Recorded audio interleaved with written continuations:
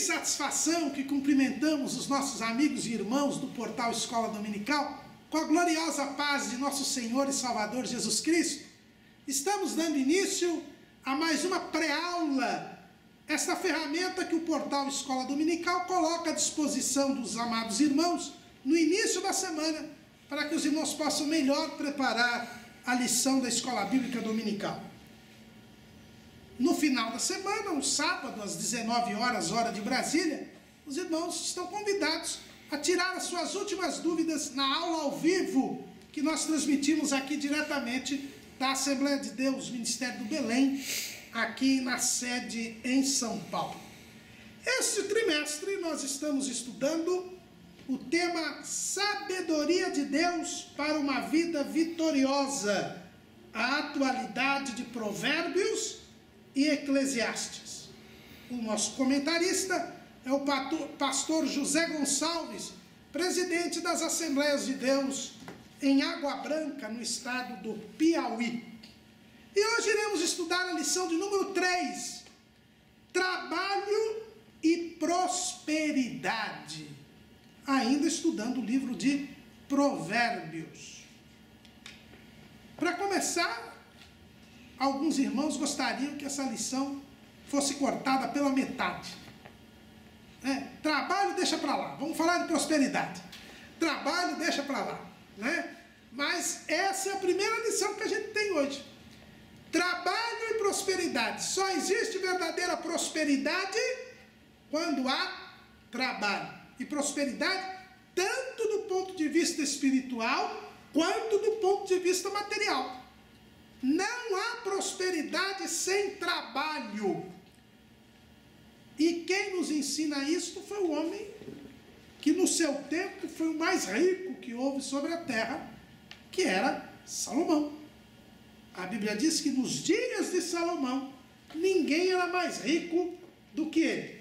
Se tivesse naquela época a lista Forbes de fortunas, ia dar 40 anos Salomão em primeiro lugar, não é? E ao contrário de outros bilionários que tem por aí, que andaram perdendo tudo aqui no Brasil, o Salomão não perdeu nada, porque foi Deus quem deu para ele. E é o que a Bíblia diz, né? Que durante os seus dias, Salomão não teve ninguém mais rico do que Salomão. É o que Deus disse lá no primeiro livro dos Reis, capítulo 3, versículo 13. E também até o que não pediste te dei, assim riquezas como glória, que não haja teu igual entre os reis por todos os teus dias. Então a gente tem que fazer aqui uma diferença para não confundir. Em sabedoria, a Bíblia diz que nunca mais alguém teve tanta sabedoria como Salomão. Então quando Deus deu sabedoria a Salomão, disse: antes de ti e depois de ti não haverá igual. Só Jesus é mais sábio que Salomão. Agora, em termos de riqueza, Deus só disse que ele seria rico nos seus dias. Ele era o mais rico nos seus dias. Pode ser que hoje as pessoas mais ricas do mundo sejam mais ricas do que foi Salomão. Porque Deus não garantiu que Salomão ia ser o homem mais rico sobre a terra. Ele seria o homem mais rico nos seus dias. Mas sábio não. Salomão é o mais sábio de todos. Isso é sinal que Salomão foi mais sábio do que rico. Isso é sinal de que é mais importante a sabedoria do que a riqueza. Mas isso é um assunto que nós vamos tratar na próxima aula. Hoje nós vamos falar sobre trabalho e prosperidade. É outro tema que Salomão trata no livro de Provérbios com muita frequência. Para nós falarmos a respeito do trabalho, a gente tem que, em primeiro lugar, lembrar que o trabalho é uma característica de Deus. Como é que Deus aparece na Bíblia? Abençoando? Não. Fazendo bondade? Também não. distribuindo misericórdia? Também não. Como é que Deus aparece no mundo? Trabalhando. Gênesis 1 e 1. No princípio criou Deus os céus e a terra. Deus já aparece trabalhando, irmãos. E quando Deus fez o homem à sua imagem, conforme a sua semelhança. Olha, se Deus fez o homem conforme a sua imagem e a semelhança, Deus fez o homem para trabalhar. Eu sei que muita gente não vai gostar, até porque tem um bracinho assim curtinho, parece aquele personagem do Maurício de Souza, o Horácio, né, que tem aquele bracinho bem curtinho, mas a verdade é que o homem foi criado para o trabalho. Gênesis 2:15. E tomou o Senhor Deus o homem e o pôs no jardim do Éden para ficar de papo para o ar, olhando a natureza. Foi para isso? Foi para isso, irmão José? Não, não foi. Foi para o lavrar e o guardar. Deus estabeleceu o homem para o trabalho. O homem não tinha pecado. O homem estava em perfeita comunhão com Deus. Mas como ele foi feito à imagem e semelhança de Deus, ele foi criado para o trabalho. Deus colocou toda a árvore boa para se comer, a árvore da vida, a árvore da ciência do bem e do mal, colocou aquele jardim maravilhoso, um verdadeiro paraíso, mas para o homem trabalhar. O trabalho faz parte da nossa semelhança com Deus. É por isso que a sabedoria vai nos ensinar a trabalhar, a valorizar o trabalho, a não repudiar o trabalho. Por quê? Porque no trabalho nós nos assemelhamos a Deus. É por isso que o trabalho dignifica o homem. É por isso que o trabalho traz ao homem dignidade. Porque através do trabalho nós nos assemelhamos a Deus. E qual homem foi a expressa imagem de Deus? Todos nós sabemos. Nosso Senhor e Salvador, Jesus Cristo. O escritor aos Hebreus, ele diz assim, o que a respeito de Jesus? Hebreus capítulo 1, versículo 3. O qual, quer dizer, Jesus, sendo o resplendor da sua glória e a expressa imagem da sua pessoa. Jesus é a expressa imagem de Deus. Olhando para Jesus, nós olhamos para Deus. Por isso que Jesus diz assim, quando Filipe disse, mostra-nos o Pai, o que nos basta. Jesus disse, estou tanto tempo convosco, Filipe, e não me tendes conhecido. Quem me vê a mim, vê o Pai. Jesus era a expressa imagem de Deus. E qual era o papel de Jesus com relação ao trabalho? Ele mesmo disse. João capítulo 5, versículo 17. Evangelho segundo escreveu João. E Jesus lhes respondeu, meu Pai trabalha até agora e eu trabalho também. Jesus, sendo a expressa imagem de Deus, era um trabalhador. E por que ele trabalhava? Ele disse, porque meu Pai trabalha. Então Jesus, sendo a expressa imagem de Deus, era um trabalhador. Isto é prova de que eu e você, para sermos expressão de Deus, imagem de Deus, nós precisamos trabalhar. Nós temos de trabalhar. Como que Jesus era conhecido na cidade onde ele viveu, lá em Nazaré? Mateus capítulo 13, versículo 55. Não é este o filho do carpinteiro? E não se chama sua mãe Maria e seus irmãos Tiago e José e Simão e Judas? Olha a expressão que Jesus, que os nazaritas, né, os moradores de Nazaré, tinham a respeito de Jesus. Conheciam Jesus como o filho do carpinteiro. Lá em Marcos, capítulo 6, versículo 3, o evangelista nos complementa ainda isso. Olha o que ele diz. Não é este o carpinteiro, filho de Maria, e irmão de Tiago, de José e de Judas e de Simão? E não estão aqui conosco suas irmãs? E escandalizavam-se nele.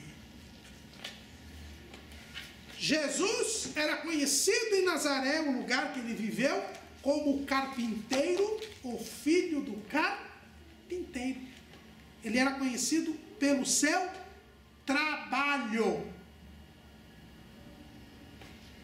Isaías, quando fala a respeito do Messias, Isaías capítulo 53,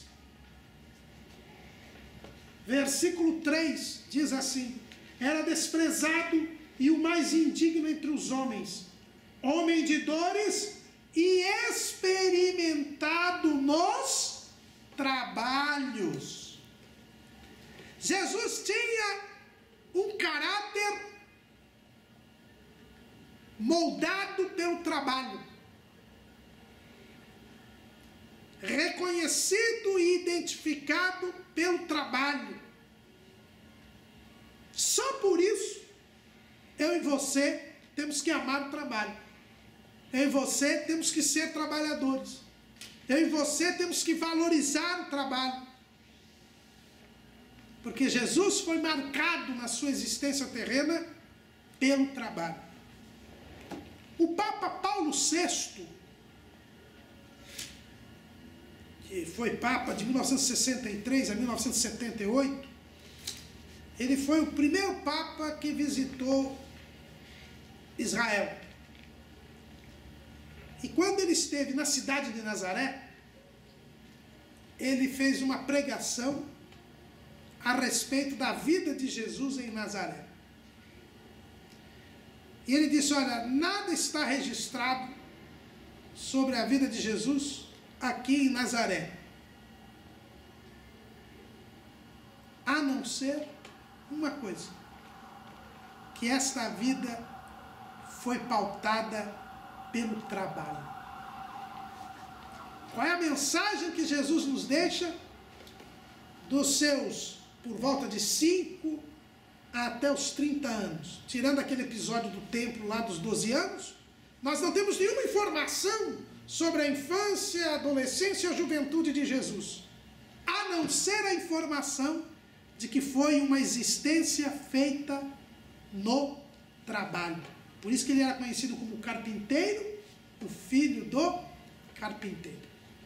Isso quer dizer que dos 33 anos que Jesus viveu sobre a face da terra, dos 5 aos 30, ele viveu sob o signo do trabalho. E nos dá que mensagem? De que o que nós mais vamos fazer nessa terra é trabalhar. Então não tem como fugir do trabalho, né? Não tem como fugir do trabalho. É por isso que no Talmud, né, que é aquele segundo livro sagrado do judaísmo, onde eles reuniram todas as tradições judaicas, está escrito assim num tratado do Talmud chamado Pirkei Avot, que é o Tratado dos Pais. As pessoas dizem que é o livro de provérbios do Talmud. Está escrito assim: ama o trabalho, não queiras postos de mando e não te faças íntimo dos governantes. É uma um modelo para poder viver sobre a face da terra. Começa por amar o trabalho. E amar o trabalho e ser trabalhador, não só do ponto de vista intelectual ou espiritual. Vejam bem, Jesus dos 5 aos 30 anos, ele só trabalhou materialmente. Aos 30 anos ele começou a trabalhar na obra de Deus, realizar a obra de Deus. Uma coisa não exclui a outra. Também nesse Pirkei Avot, no capítulo 2, versículo 2, está escrito assim: é bom estudar a Torá e ter simultaneamente um trabalho, pois ocupar-se com ambos faz esquecer o pecado. E todo estudo da Torá que não for acompanhado de um ofício é vão e conduz ao pecado. É por isso, irmãos, que nós entendemos por que Jesus trabalhou como carpinteiro e filho do carpinteiro. Porque o judeu entendia que o rabi, o mestre, o doutor da lei, o escriba, ele também tinha que ter um ofício, ele também tinha que trabalhar. Não era só ficar copiando a lei, só ficar discutindo os problemas da lei, só ficar lendo a Bíblia, como certas pessoas em nossos dias, vivendo da obra e não fazer nada. Não, um rabi só era respeitado entre os israelitas se, além de estudar a Torá, se além de ele estudar a lei, ele também tivesse uma profissão, tivesse um ofício.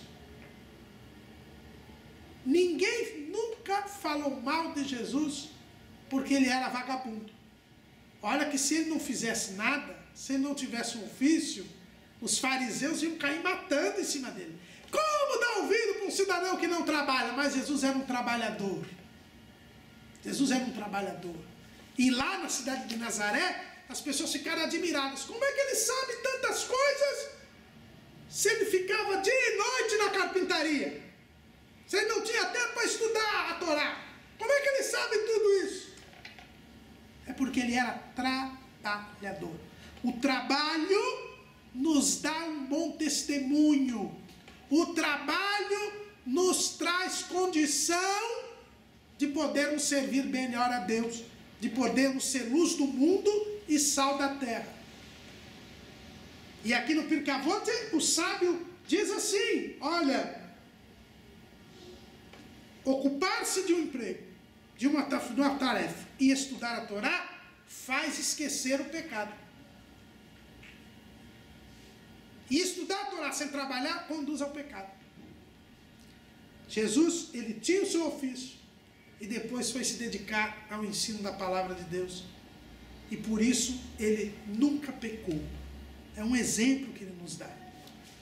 Então o trabalho, ele funciona como um elemento que nos afasta do pecado. Porque o homem foi criado para trabalhar. E enquanto ele estiver trabalhando, ele está se assemelhando a Deus. É por isso que o dito popular diz aí: mente desocupada é oficina do diabo. Com a mente ocupada, com o trabalho, não peca. Eu pergunto para os irmãos: o primeiro pecado da humanidade, a Bíblia está ali registrando no capítulo 3 de Gênesis. O que Eva estava fazendo quando a serpente chegou?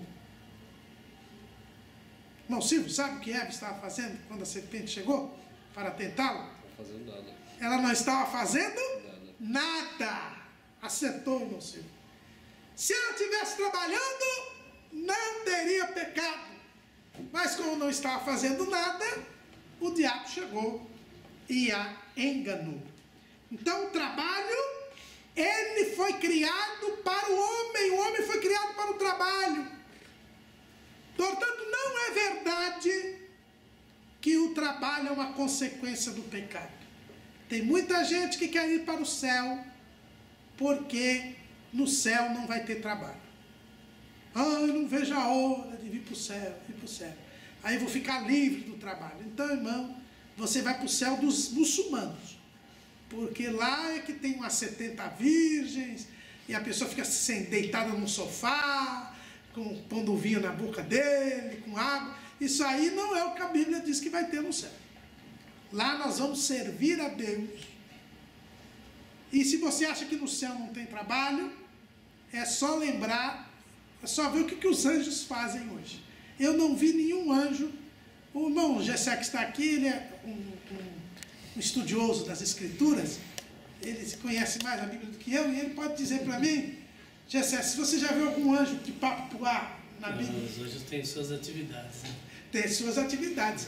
A Bíblia diz que eles devem ministrar a favor daqueles que hão de herdar a salvação. Os serafins ficam louvando sem cessar. Santo, santo, santo é o Senhor dos exércitos.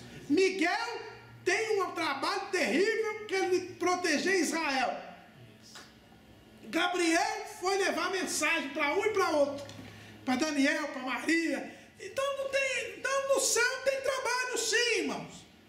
Quando eu dava aula aqui na Faculdade de Teologia aqui no Belém, falando sobre esse tema um dia, do princípio do trabalho, aí teve uma irmã que ficou brava.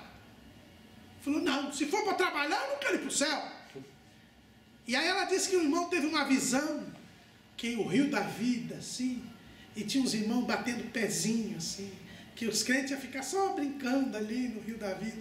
Essa visão não é de Deus, não, irmão, porque nenhuma visão pode contrariar a palavra do Senhor. O trabalho não é consequência do pecado. O homem foi feito para trabalhar, mas, por causa do pecado, o trabalho mudou a sua figura. Antes do pecado, o homem trabalhava e isso só lhe dava prazer.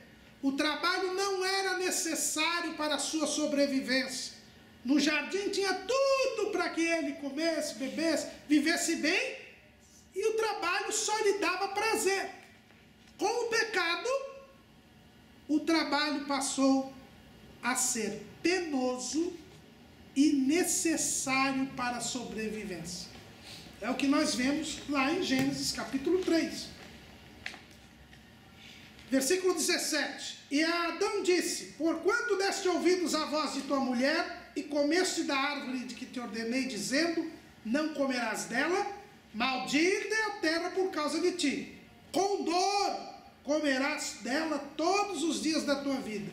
Espinhos e cardos também te produzirá, e comerás a erva do campo. No suor do teu rosto comerás o teu pão, até que te tornes a terra, porque dela foste tomado, porquanto és pó, e em pó te tornarás. Um dos juízos de Deus sobre o homem por causa do pecado foi a transformação do trabalho em algo penoso.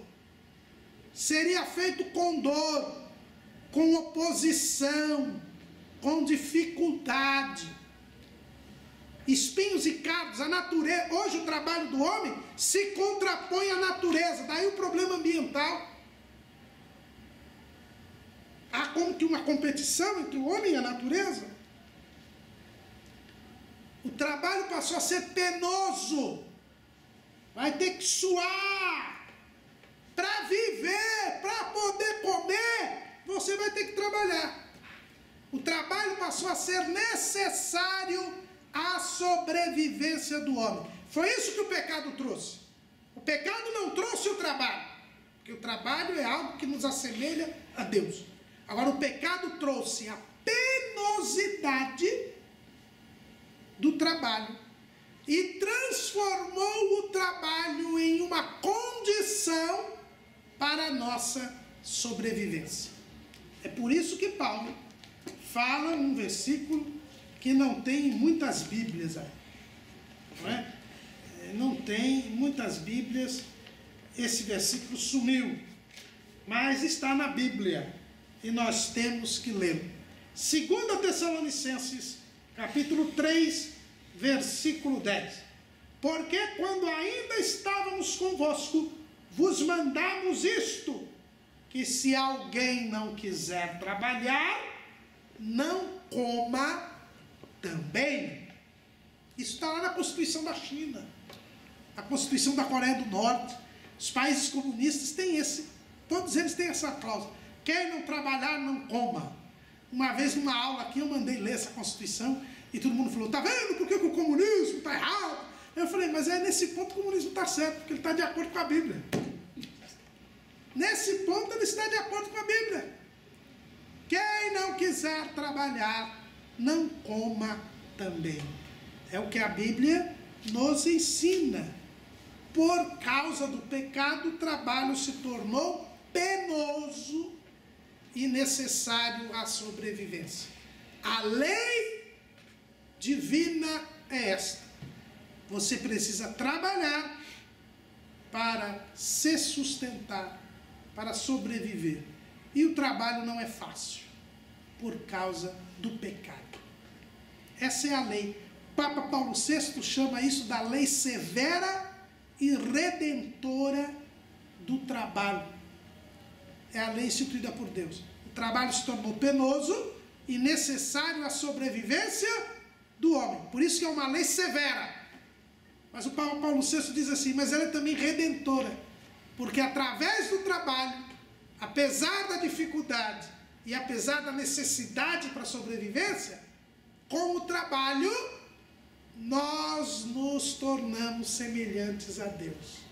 Com o trabalho, como disse aqui o escritor do Pirkavot, nós esquecemos do pecado. Nós ocupamos a nossa mente e não permitimos, não damos lugar ao diabo. E isso é muito bom, né? Por isso que o trabalho, ele tem um lado redentor. Porque ele traz a realização do homem, ele dignifica a pessoa humana. Visto então que a Bíblia fala a respeito do trabalho, vamos ver o que Salomão nos ensina a respeito do trabalho. O nosso comentarista, ele colocou aqui algumas metáforas a respeito do trabalho. Nós vamos inverter. A primeira metáfora que ele põe no começo, nós vamos falar do final da aula. Vamos começar a falar da metáfora da formiga. E aí me fez lembrar esta lição, meu tempinho de criança na escola bíblica dominical. Lá de Iguape, eu não era criança lá em Iguape, mas eu me lembro lá da irmã Estela, ensinando as crianças esse corinho. A formiguinha corta a folha e carrega. Quando uma solta, a outra pega. A formiguinha corta a folha e carrega. Quando uma solta, a outra pega. Oh, que mistério glorioso! A formiguinha ensinando o preguiçoso. Oh, que mistério glorioso!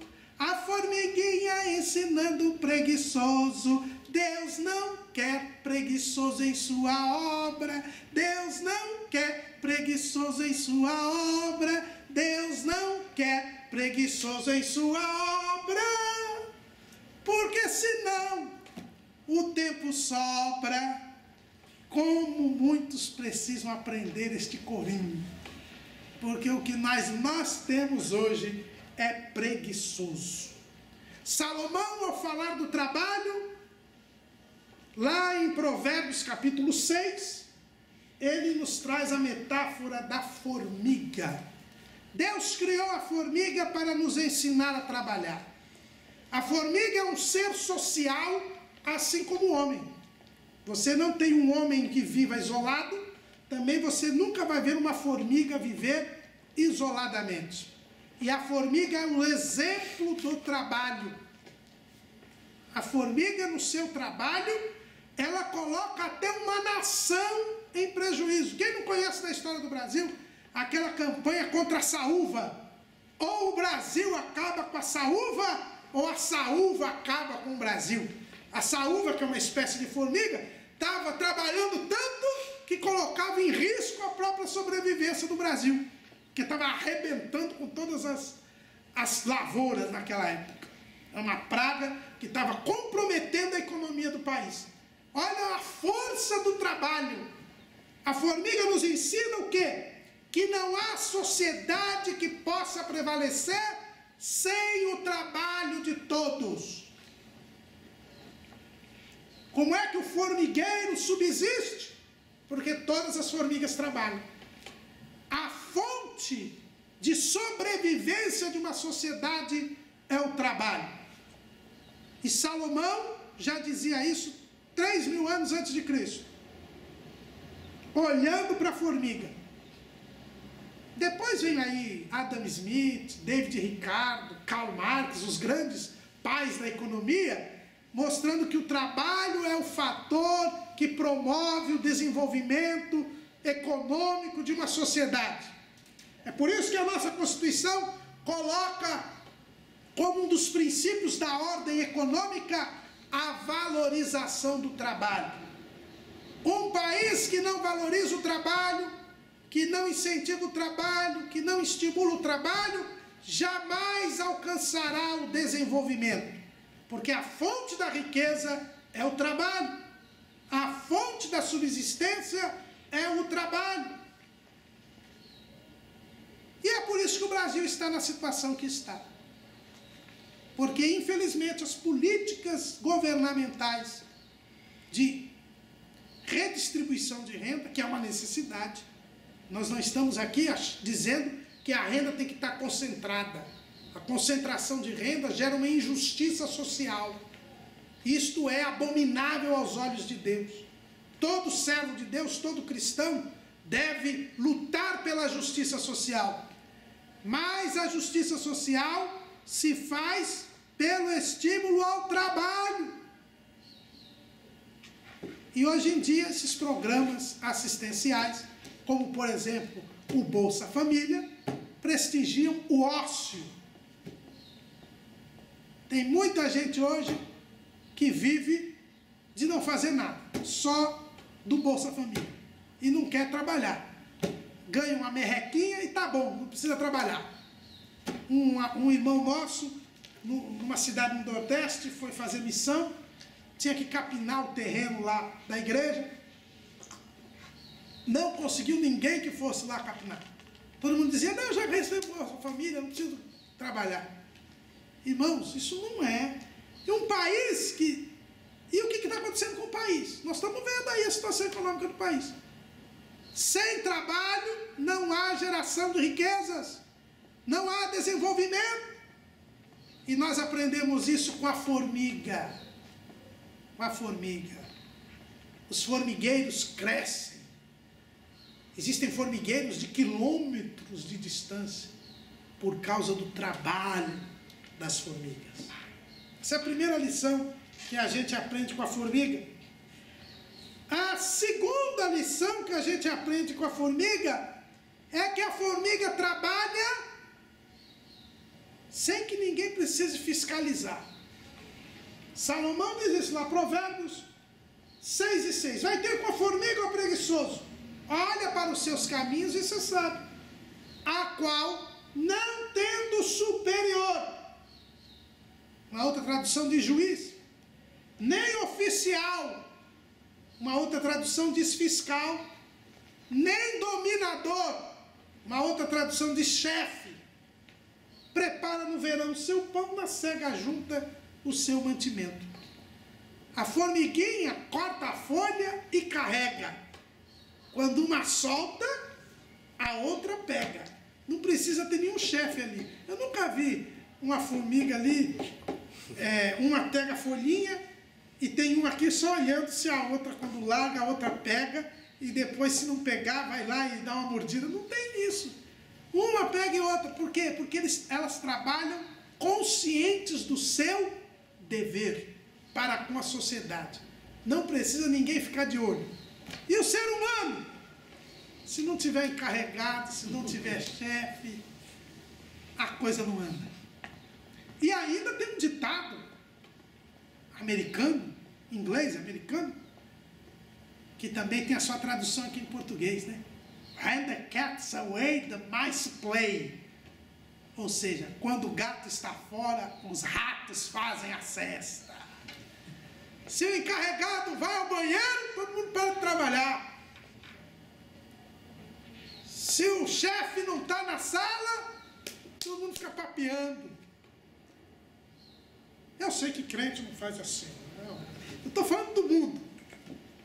Só que a gente tem que aprender com a formiga. E Paulo diz que nós temos que ser igual a formiga. Lá em Efésios, capítulo 6, versículo 5.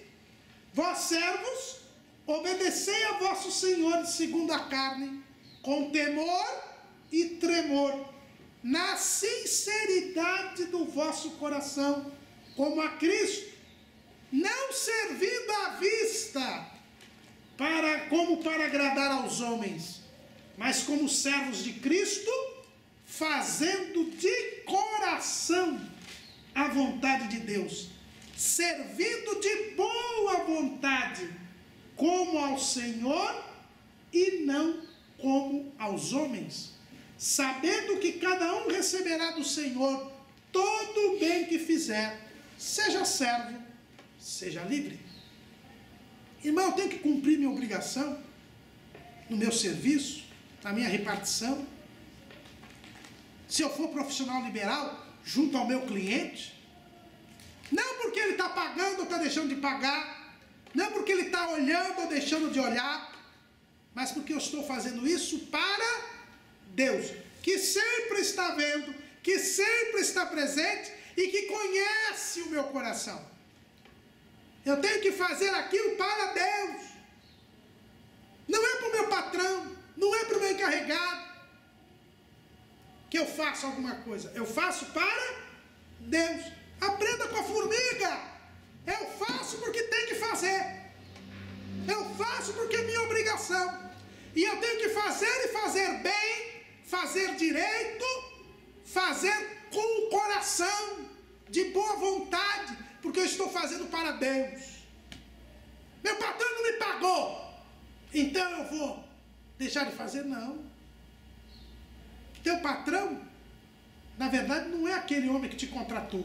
O dono da empresa que você trabalha é Deus. Ele é o seu patrão. Ele é o seu patrão. Aliás, aqui no Pirkei Avot, ele diz o seguinte, né? No Talmud, né? Está dito assim: não te cabe terminar a obra, mas não és livre para abandoná-la. Se tiveres estudado muito a Torá, o teu prêmio será grande, e fiel é o Senhor para quem trabalhas, pagando-te a recompensa do teu esforço. Lembra-te de que a recompensa dos justos está no mundo vindouro. Para quem você trabalha? Não é para o patrão. Você trabalha para Deus. E a sua recompensa não é o salário no fim do mês. A sua recompensa não é o aumento pelo reconhecimento do que você está fazendo. A sua recompensa é no mundo vindouro. Faça de coração, faça de boa mente, faça de boa vontade. Você está fazendo para Deus. A formiga nos ensina isso. O trabalho é um dever nosso para com Deus. Mas a formiga também nos ensina que eu tenho que trabalhar enquanto eu tenho oportunidades para fazer. Trabalha no verão o seu pão. Na cega, ajunta o seu mantimento. Eu tenho que trabalhar e trabalhar bem quando eu tenho oportunidade para trabalhar. Porque pode vir o desemprego. Pode vir a enfermidade, a invalidez, e eu não posso mais trabalhar. Então eu tenho que trabalhar quando eu tenho oportunidade para trabalhar. Há muitas pessoas que trabalham para conseguir uma promoção, para impressionar o patrão. Depois que conseguiu a promoção, ele não trabalha mais. Não, eu tenho que aproveitar a oportunidade que eu tenho para trabalhar. porque nem sempre eu poderei trabalhar. O próprio Salomão, lá no livro de Eclesiastes, ele diz o seguinte, no capítulo 3, no versículo 2 diz: há tempo de nascer e tempo de morrer, tempo de plantar e tempo de arrancar o que se plantou, tempo de derribar e tempo de edificar. Então, há tempo para tudo. Nós vamos ter uma lição sobre isso, né? Mas tem tudo sim no seu tempo.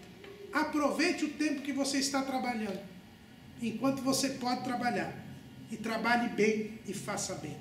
A formiga, e não se esqueça que nós estamos em Israel, né? Aqui no mundo, no país tropical, a gente vê formiga todo o período do ano, mas lá em Israel, no inverno rigoroso, a formiga não tem, porque não tem folhinha para ela cortar e levar. Desaparece a vegetação. Elas ficam lá, no formigueiro lá, sem condição de trabalhar. Por isso que elas apanham no verão para se alimentar no inverno. Aquela famosa fábula da cigarra e da formiga, né, de Esopo. Então a cigarra ficou o verão todo cantando, depois não tinha comida no inverno. E aí vem a outra lição, né? O trabalho, ele não visa apenas o sustento presente, mas ele tem que gerar reservas para o futuro. O fruto do meu trabalho eu tenho que guardar para o dia mau, para o dia do desemprego, para o dia da dificuldade, para o dia da doença. Hoje em dia, no consumismo que o mundo vive, nós temos as pessoas trabalhando nem para o sustento presente, estão trabalhando pela dívida que fizeram no passado. Mas a formiga ensina que eu tenho que trabalhar e deixar uma parte do fruto do trabalho para o futuro. Porque pode acontecer de ter o dia mau, o dia da adversidade, o dia da enfermidade, o dia do desemprego. E aí, por mais que tenha seguro-desemprego, por mais que tenha auxílio previdenciário, se eu não me precavi, ainda mais no Brasil, com INSS, que é um martírio, né? Então, cuidado com essa situação.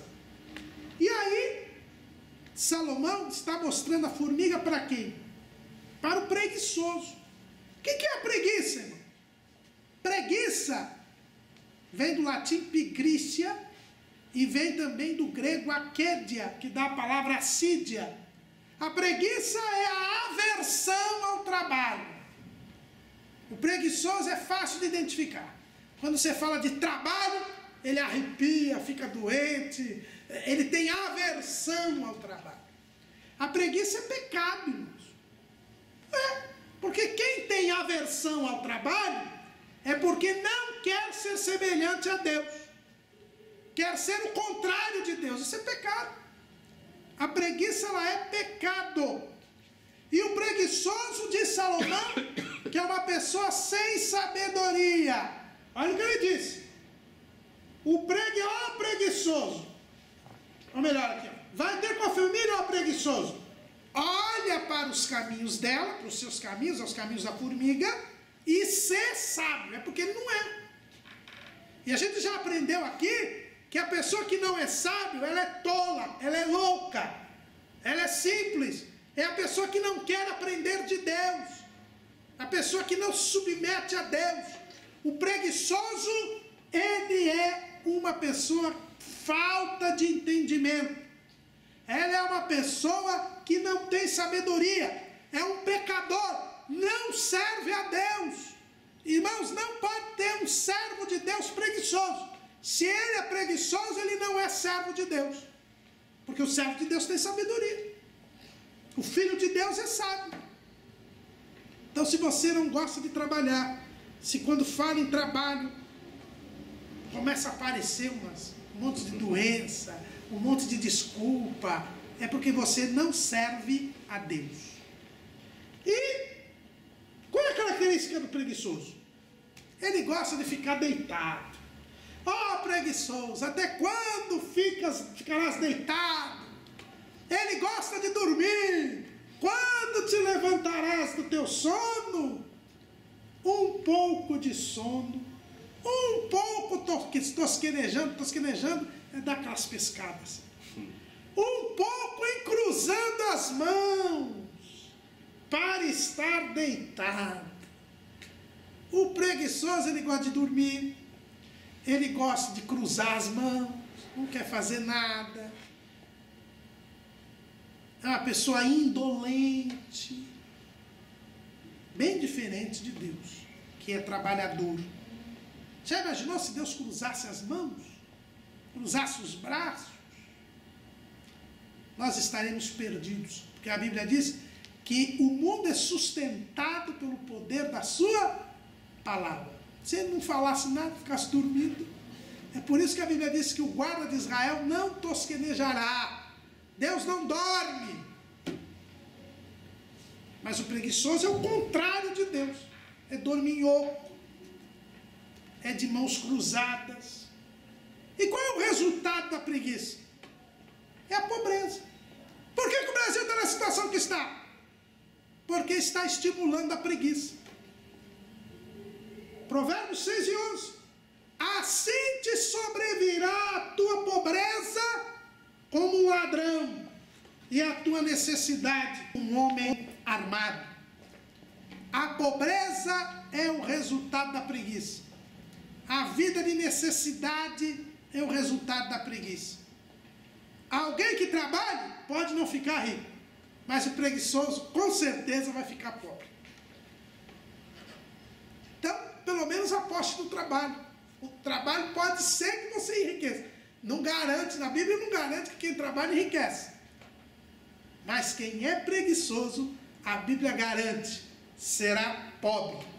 Irmãos, a situação do preguiçoso é tão triste que até da caridade pública e da assistência social o preguiçoso perde. Ô, meu caramuru, vamos ler lá em Provérbios 20, versículo 4. Olha o que está escrito: o preguiçoso não lavrará por causa do inverno, pelo que mendigará na cega, e nada receberá. Nem pedir esmola dá certo para o preguiçoso. O preguiçoso não consegue nem esmola, irmãos. Nem esmola o preguiçoso consegue. Está aqui, foi Salomão que disse. Ele não quer trabalhar no inverno. Ele não prepara o inverno. Ele não aprendeu com a formiga. No verão, ele não planta, porque ele não pensa no inverno. É preguiçoso. Agora, quando ele for pedir, eu vou ler de novo. O preguiçoso não lavrará por causa do inverno, pelo que mendigará na cega, e nada receberá. Irmão, quando alguém percebe que o cidadão é preguiçoso, nem esmola dá, nem ajuda dá. Esse é o fim da preguiça. Ela traz pobreza, traz necessidade, e até a caridade pública vai ser negada ao preguiçoso. Lá em Provérbios 24 e 34,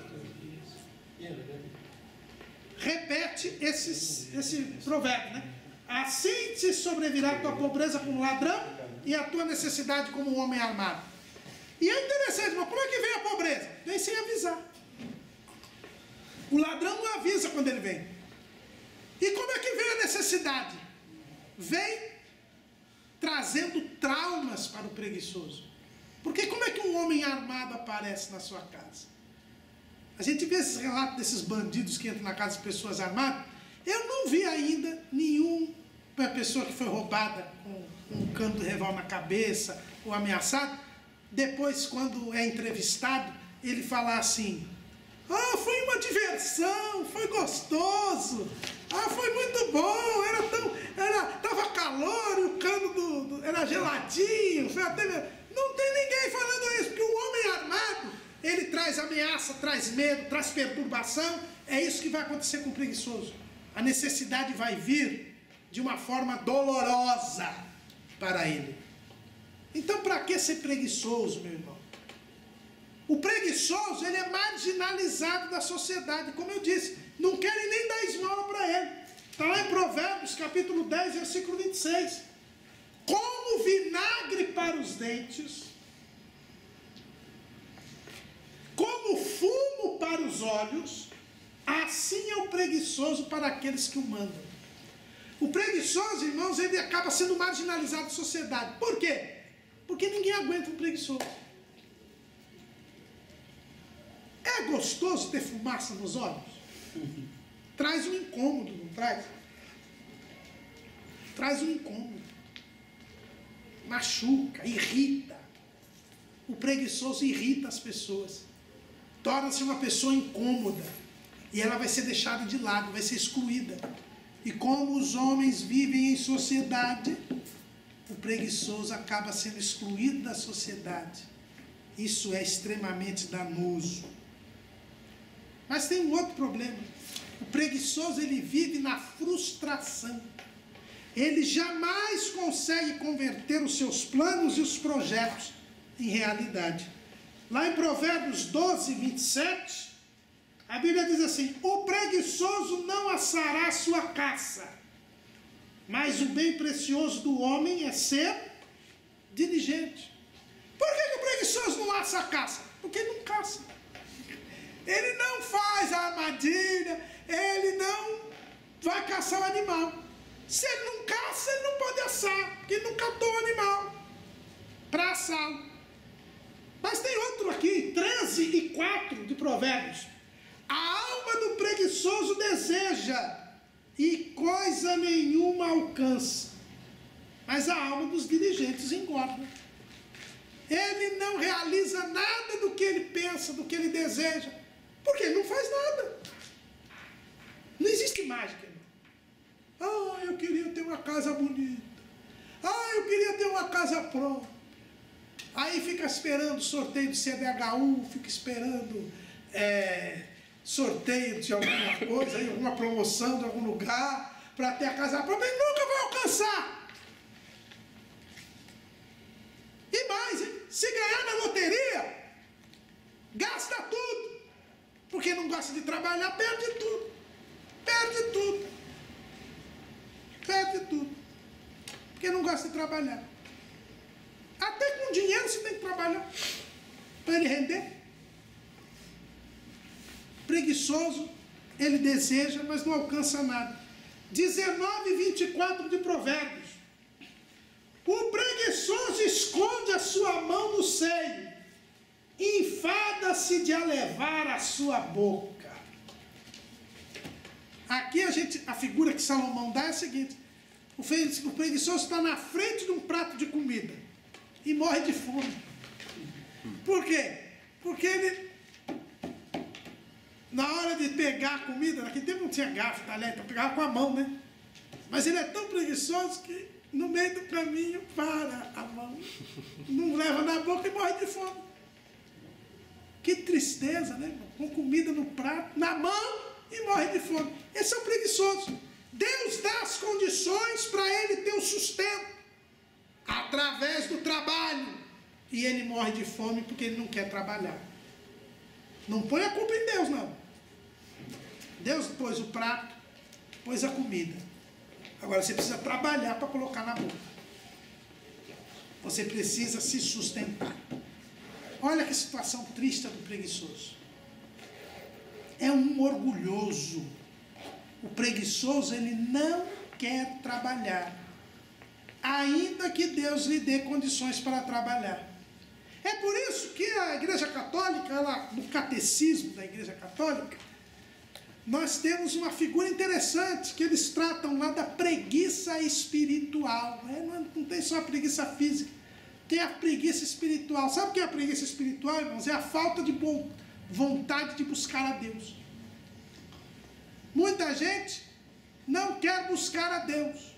É um preguiçoso espiritual. Pecado capital, preguiça. É pecado capital, né? Na Igreja Católica. Monamã, que está aí hoje. Olha aí, Monamã. Está aí. Pecado capital, a preguiça. Olha o que diz aqui o Catecismo da Igreja Católica no parágrafo 2094. Pode-se pecar de diversas maneiras contra o amor de Deus. A assídia ou preguiça espiritual chega a recusar até a alegria que vem de Deus e a ter horror ao bem divino. Por que muito crente hoje não é batizado com o Espírito Santo? Ele tem preguiça de buscar. Ele não sente a alegria do Espírito Santo. Ele não sente o poder do Espírito Santo. Ah, mas isso vai ter que orar, vai ter que jejuar. Isso aí eu tenho, não dá, não é para mim. Por que muitos crentes são facilmente enganados por falsos pregadores? Porque eles têm preguiça de ler a Bíblia, de conhecer a palavra de Deus. Não tem vontade de ler. E aí qualquer um conta uma lorota e ele acredita. Porque ele não conhece a palavra. Por que muitas pessoas se abalam com qualquer investida do inimigo? Porque eles têm preguiça de orar, de buscar a presença de Deus. E vão morrer. Vão morrer. Vão ser pobres espiritualmente. Se achando os bambambãs, mas não tendo nenhuma condição. No parágrafo 2128 do Catecismo da Igreja Católica, também está escrito uma outra forma de preguiça espiritual. É o agnosticismo. O que é o agnosticismo?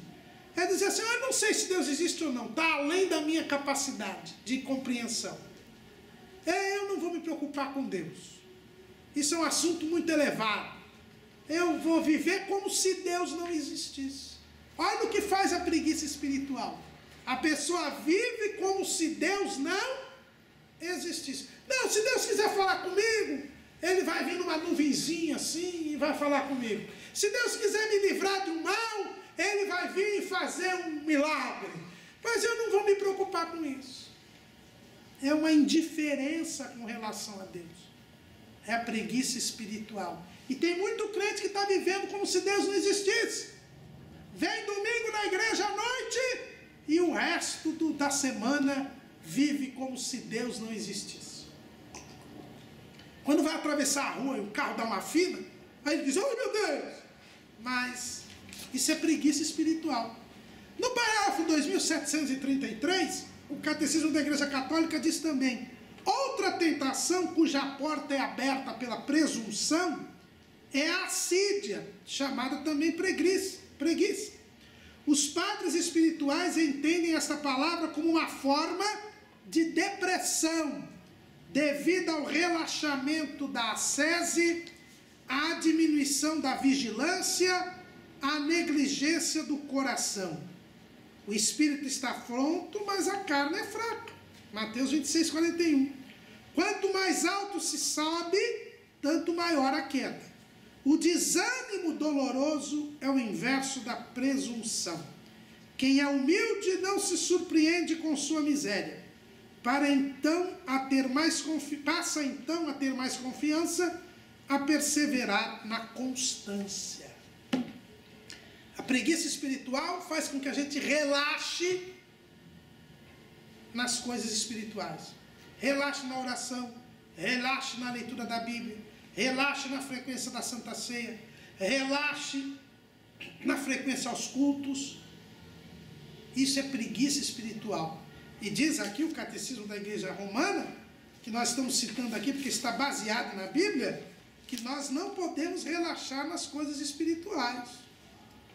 Nós temos que ser constantes. Olha o que diz Paulo lá em 1 Coríntios, capítulo 15, versículos 58. Portanto, meus amados irmãos, sede firmes e constantes, sempre abundantes na obra do Senhor, sabendo que o vosso trabalho não é vão no Senhor. Será que você se tornou um preguiçoso espiritual? Não adianta ir ao culto. Deus colocar o prato com a comida espiritual. Você pegar com a mão no meio do caminho e ficar por aqui mesmo. É o que muita gente tem feito. Vem no domingo à noite só na igreja, ouve aquela palavra, nem a come. Está aí desanimado, preguiçoso. E aí o catecismo aqui da Igreja Católica diz que isso é presunção. Por que é presunção? Porque diz, eu não preciso de Deus. Eu me viro sozinho. Cuidado. O preguiçoso é, antes de tudo, alguém que se recusa a se submeter à lei de Deus. Deus é que nos mandou trabalhar. E quem não quer trabalhar, quem tem aversão ao trabalho, está se recusando a obedecer a Deus. E sabe o resultado disso? Você vai ter mais dificuldade ainda na terra. Provérbios 15 e 19 diz assim: o caminho do preguiçoso é como a sebe de espinhos, mas a vereda dos retos está bem igualada. Nós já falamos aqui hoje que Deus criou espinhos e cardos para tornar o trabalho penoso. Agora, a Bíblia diz que o caminho do preguiçoso é uma sebe, é uma cerca de espinhos. E o que faz uma cerca de espinhos? Primeiro, isola. Quando alguém faz uma cerca de espinhos, é para isolar alguma coisa. Porque a pessoa que chegar lá perto vai se machucar. Na casa do meu pai tem uns espinheiros assim, na sacada, que é para a gente não pular lá na casa. E nunca ninguém pulou, porque com aquele monte de espinho vai se machucar. Isola.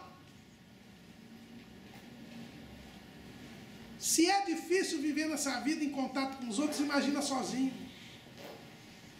O preguiçoso, ele se isola. Pior, é uma cerca de espinhos porque machuca. O preguiçoso chama para si feridas na vida, sendo isolado, sendo desprezado, sendo excluído pelas pessoas. Ele traz mais problemas do que a vida já tem. E mais ainda, em Provérbios 21, 25, vem o quadro pior. O desejo do preguiçoso o mata, porque as suas mãos recusam-se a trabalhar. Todo dia avidamente cobiça, mas o justo dá e nada retém. O preguiçoso é um frustrado. Ele quer, mas não consegue. Ele planeja, mas não faz. Aí começa a ter raiva dos outros. E isso acaba o matando. A preguiça gera a morte. É por isso que o preguiça é pecado. O salário do pecado é a morte. Não vale a pena, irmãos, sermos preguiçosos.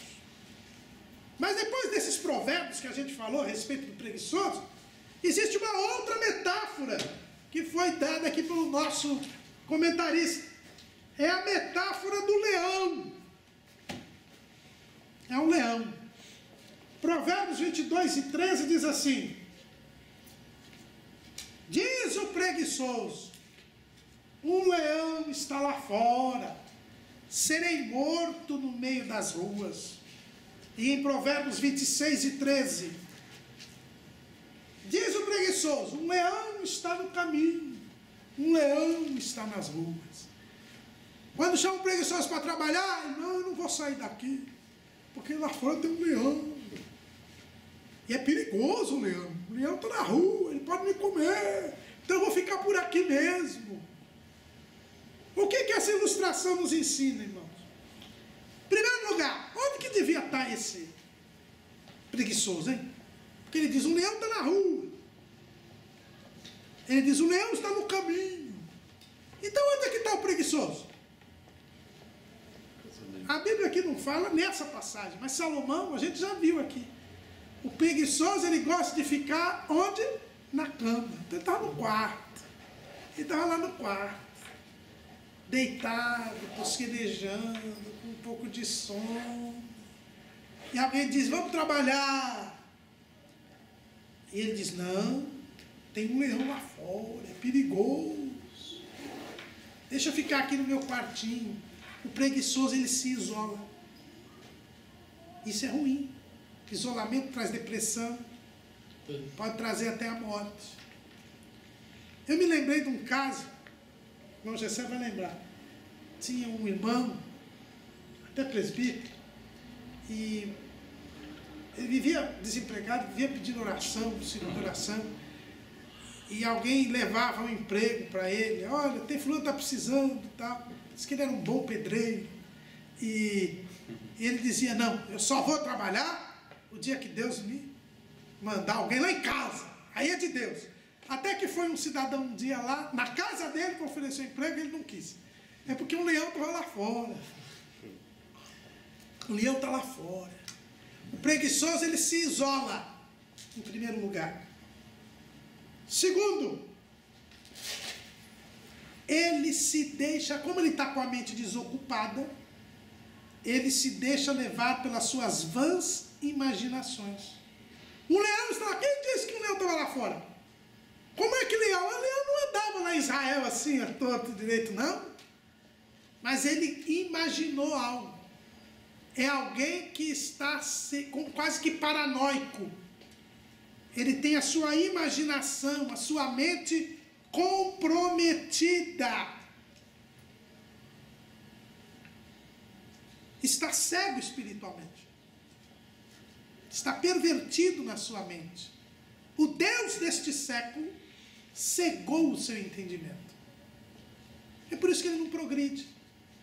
Quando a gente vê aí muitos moradores de rua aí na mendicância e tal, muitos deles as pessoas oferecem emprego e eles não querem trabalhar.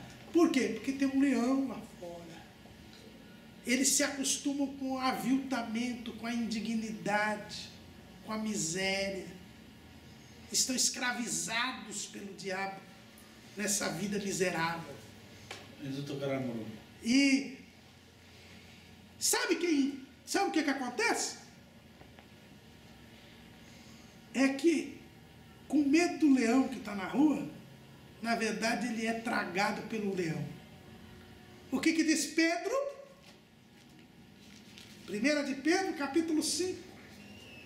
Sede sóbrios, vigiai, porque o diabo, vosso adversário, anda em derredor, bramando como leão, buscando a quem possa tragar.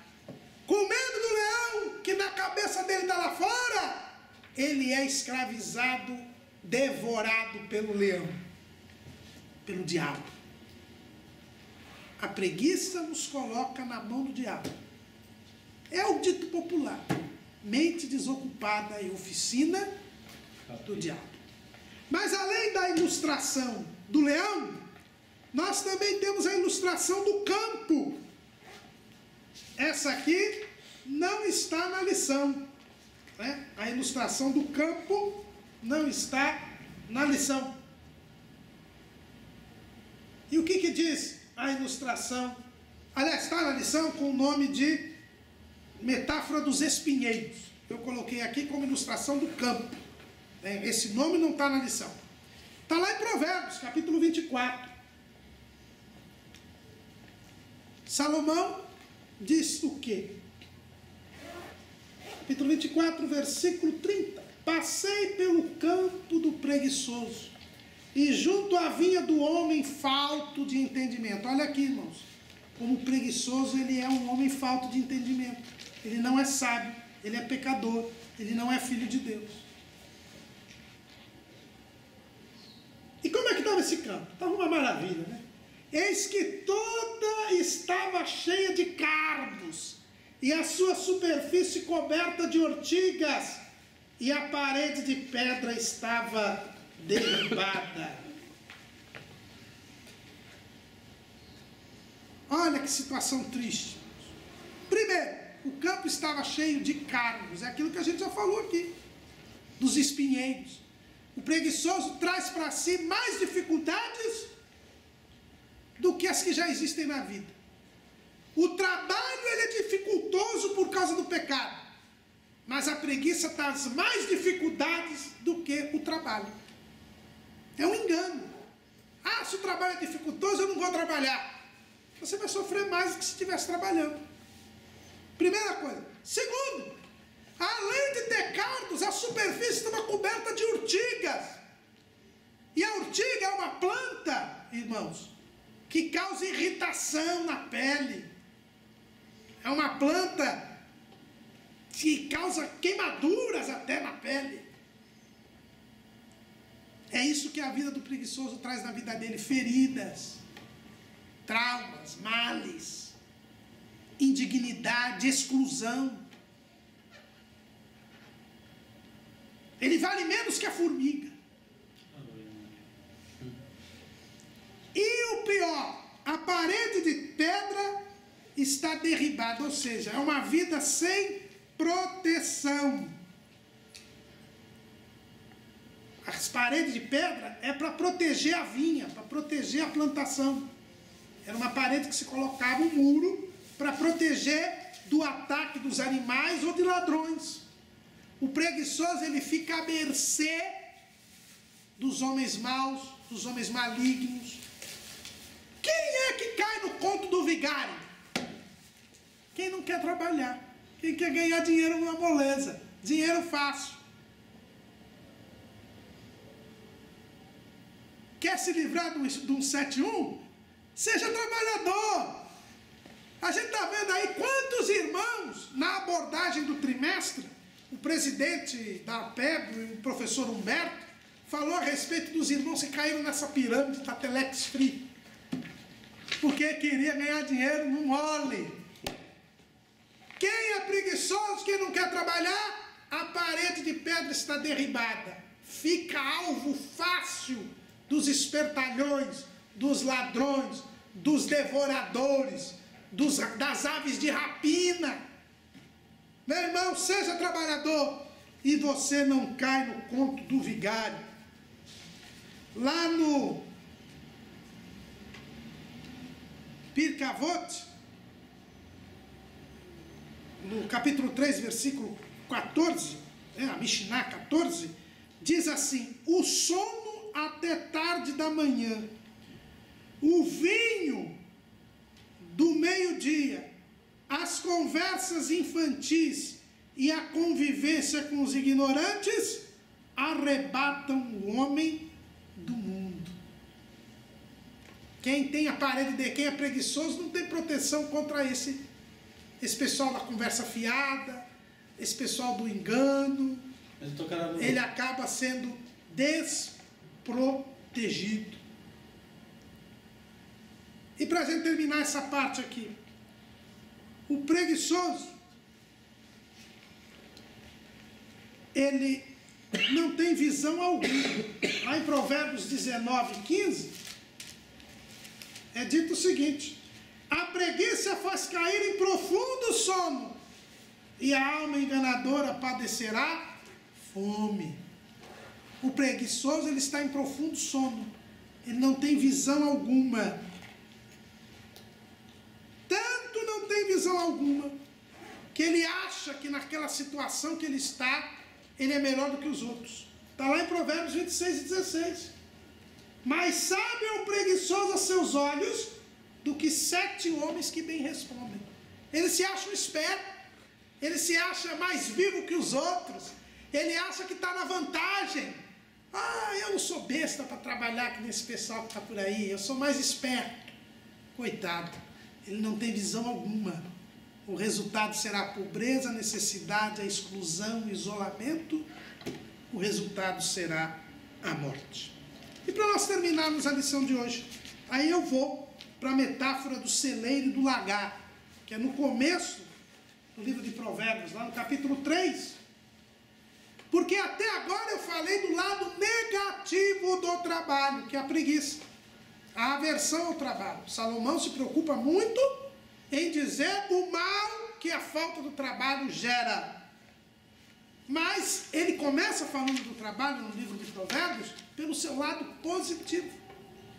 No capítulo 3, o versículo 9, ele diz assim: honra o Senhor com a tua fazenda e com as primícias de toda a tua renda, e se encherão os teus celeiros abundantemente, e transbordarão de mosto os teus lagares. Quem trabalha tem celeiros abundantes. Quem trabalha, o seu lagar está cheio de mosto. Tem prosperidade. Aí vem a parte da prosperidade da lição. O trabalho é a única fonte legítima de riqueza. O trabalho traz a suficiência, a abastança. E